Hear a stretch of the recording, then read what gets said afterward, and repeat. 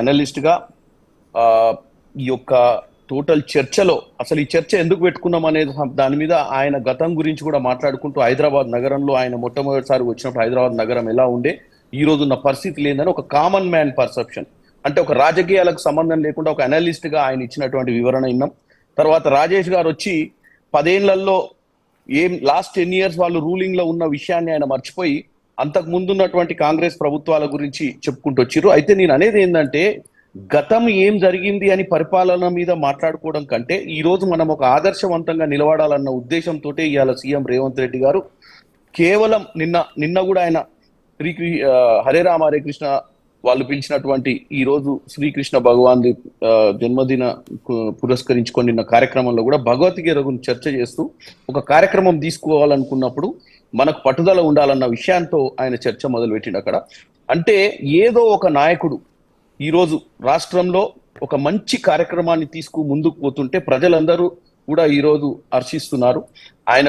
ఆయన చేసే పాలన అంటే ఇప్పుడు మొదలైంది. ఇప్పుడు ఈ మొదలైనప్పుడు దీని పరిస్థితి ఏంది అనేది రకరకాల చర్చలు సిపిఐ నారాయణ గారు తర్వాత అందరు కూడా నాయకులు మాట్లాడుతున్నారు. ఇది ఎలా ముందుకు పోతుంది, కొంతమంది ఏమో కామన్ మ్యాన్ సఫర్ కావద్దని, కొంతమంది పెద్ద బడాబాబులు తప్పించుకోవద్దని ఒక ఆలోచనతో ఉన్నారు. అయితే ముఖ్యంగా నేను ఒకటే చెప్తున్నా, దీంట్లో ఫ్యాక్షన్ అనేది లేనే లేదు, ఫ్యాక్షన్ కి తావే లేదు. ఫ్యాక్షన్ కి ఎందుకు తావలేదు అంటే ఇది హైడ్రా అనేది మొదలైందని ప్రజలకు తెలిసిందే దానం నాగేందర్ గారి ఇష్యూ తోటి. తర్వాత పల్లం రాజు గారు లాంటి ఎక్స్ సెంట్రల్ మినిస్టరు, కాంగ్రెస్ పార్టీలో ఒక సీనియర్ మోస్ట్ లీడరు, కాంగ్రెస్ పార్టీకి చాలా అనుకూలమైనటువంటి లీడర్ ఉన్నటువంటి వ్యవస్థను కూడా ఈ రోజు ఆయనది FTL లో ఉంటే కూలగొట్టడం జరిగింది. నేను అనేది ఒక్కటే, మనము బ్లేమ్ గేమ్ ఆడొద్దు.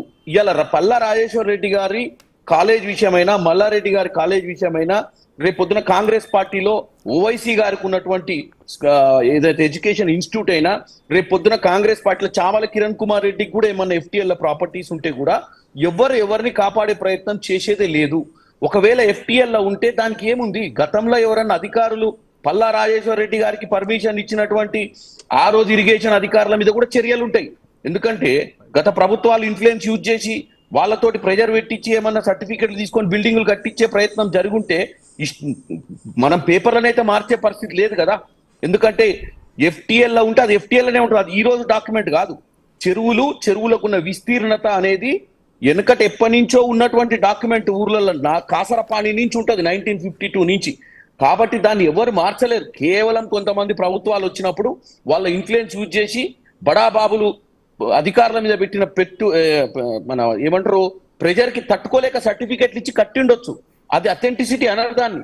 ఎందుకంటే ఇచ్చిన అధికారిని కూడా ఈరోజు మనము ఎంక్వైరీకి తీసుకురావాల్సిన అవసరం ఉంటుంది. ఎందుకంటే జరిగిన తప్పిదాలన్నీ గతంలో అధికారులు చేయకుండానే ఏం జరగలేదు. కాబట్టి ఈరోజు హైడ్రా తీసుకునే కార్యక్రమం ఏంటంటే ఆల్రెడీ దాన్ని మార్కింగ్ చేసిరు సెటిలైట్ ద్వారా. చెరువు ఎంతుంది, చెరువు విస్తీర్ణత ఎంతుంది అనేది క్లియర్ గా మార్కింగ్ చేసి ఉంటుంది.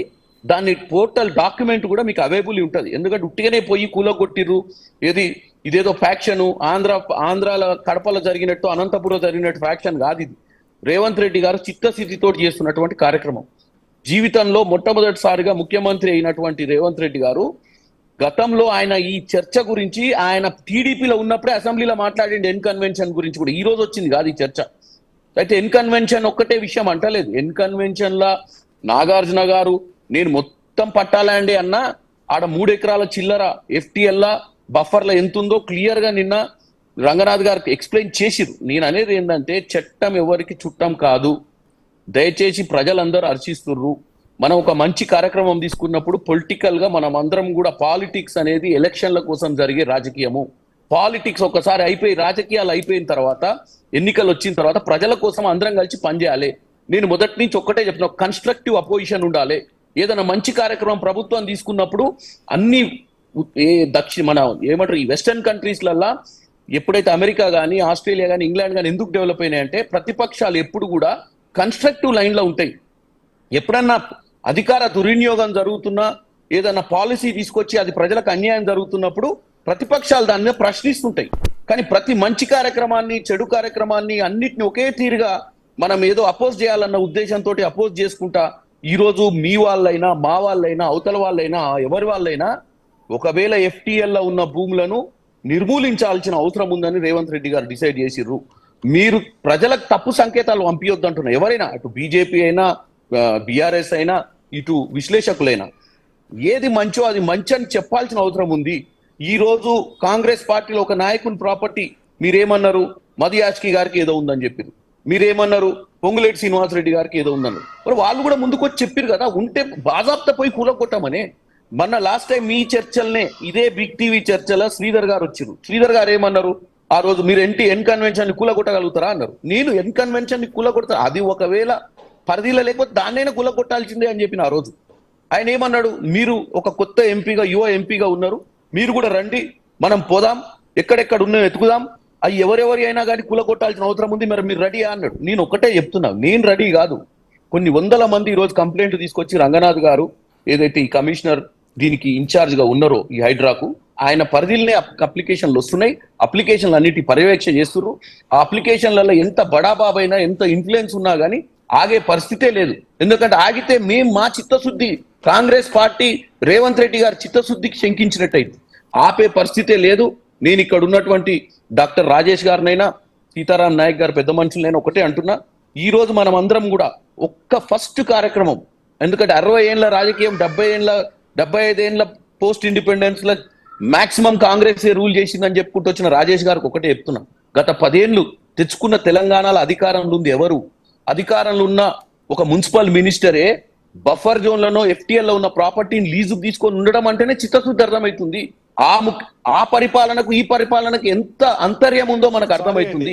నేను అనేది ఏంటంటే కేవలం నేను ఒకటే చెప్తున్నా, ఆ రోజే కనుక 10 ఏళ్ళు అధికారంలో ఇచ్చినటువంటి బీఆర్ఎస్ పార్టీ ఇదేటువంటి ప్రక్రియ చేసి ఉంటే ఈ రోజు మేము కూడా ఆ రోజు వాళ్ళకి సాధించేటోళ్ళం. ఎందుకంటే తెచ్చుకున్న బంగారు తెలంగాణ గత పరిపాలకులు ఏం చేసిరని చర్చ చేయడం కాదు, మన కొత్త రాష్ట్రంలో మనం ఏం చేస్తున్నాము.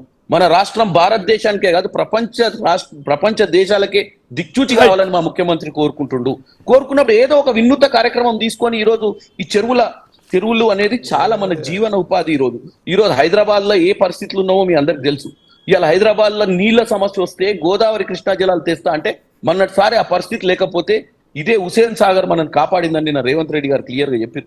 ఈ రోజు మనకి ఏ అవసరం లేదు, వీటన్నిటిని కాపాడుకుంటే వర్షాలు వచ్చినప్పుడు ఏది వచ్చినా గానీ మనం అన్నిటి నుంచి బయటపడే ప్రక్రియ